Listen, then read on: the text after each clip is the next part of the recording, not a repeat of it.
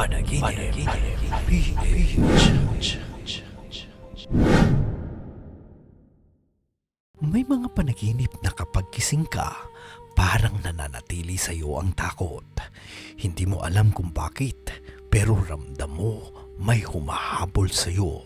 At kahit anong bilis mo, hindi ka makakatakas. Siguro naranasan mo na rin ito. Nakikita mo ang sarili mo sa dilim, tumatakbo at may anino, isang nilalang o kahit minsan ay tao na humahabol sa iyo. Parang may gusto kang takasan sa buhay, pero parang lagi kang nahuhuli. Ayon sa dream experts, ang panaginip na hinahabol ka ay simbolo ng isang iniiwasan mong problema.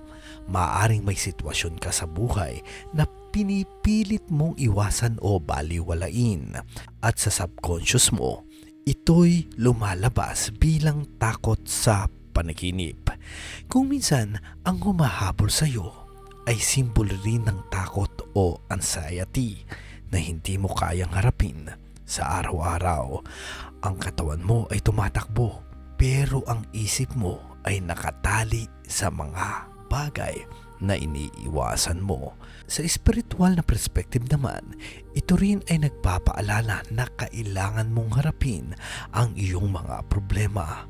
May aral sa likod ng takot, at minsan kailangan mong magtiwala na kahit nahahabol ka, ay kaya mong makaligtas dito. Kaya naman, kapag nanaginip ka na hinahabol ka, huwag kang matakot.